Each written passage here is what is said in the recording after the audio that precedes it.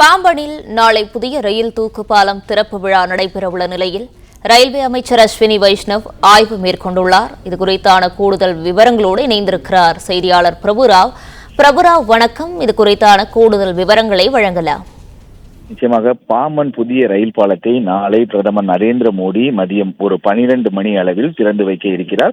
இதற்காக ஒரு விரிவான ஏற்பாடை இந்திய ரயில்வே துறை சார்பில் செய்யப்பட்டுள்ளது. இந்நிலையில் இந்த திறப்பு விழாவில் கலந்து கொள்வதற்காக தனி ரயில் மூலமாக மதுரையில் இருந்து மத்திய ரயில்வே துறை அமைச்சர் அஸ்வினி வைஷ்ணவ் மற்றும் மத்திய இணையமைச்சர் எல் முருகன் ஆகியோர் மண்டபம் கேம்ப் பகுதியில் இருக்கக்கூடிய அந்த ரயில்வே நிலையத்திற்கு வந்து இறங்கினர். பின்னர் அங்கிருந்து நாளை பிரதமர் இறங்கும் ஹெலிபேட் தளத்திற்கு சென்று அந்த ஹெலிபேட் தளத்தில் செய்யப்பட்டுள்ள ஏற்பாடுகள் குறித்து ஆய்வு செய்தனர். அதன் பின்னர் சாலை மார்க்கமாக வந்து பாம்பன் சாலை பாலத்தில் நாளை பிரதமர் நரேந்திர மோடி மையப்பகுதியில் நின்று அந்த புதிய பாலத்தை திறந்து வைக்கும் இடத்திற்கு அங்கு போடப்பட்டுள்ள அந்த தற்காலிக மேடை உள்ளிட்ட பகுதிகளை ஆய்வு செய்ததுடன் ரயில்களை அந்த புதிய ரயில் பாலத்தில் இயக்கியும் சோதனை செய்தனர். பின்னர் அந்த பகுதியில் செய்யப்பட்டுள்ள ஏற்பாடுகள் குறித்தும் நாளை பிரதமர் அந்த பகுதியில் அந்த கொடி அசைக்கும் நிகழ்வு நடைபெறும் இடத்தில் செய்யப்பட்டுள்ள ஏற்பாடுகள் குறித்தும் மத்திய ரயில்வே துறை அமைச்சர் அஸ்வினி வைஷ்ணவ் ஆய்வு செய்தார். அதன் பின்னர் தற்போது அவர் ராமேஸ்வரம் பேருந்து நிலையம் அருகே இருக்கக்கூடிய அந்த ஆலயம் விடுதியில் நடைபெறக்கூடிய அந்த மைதானத்தில் நடைபெறும் அந்த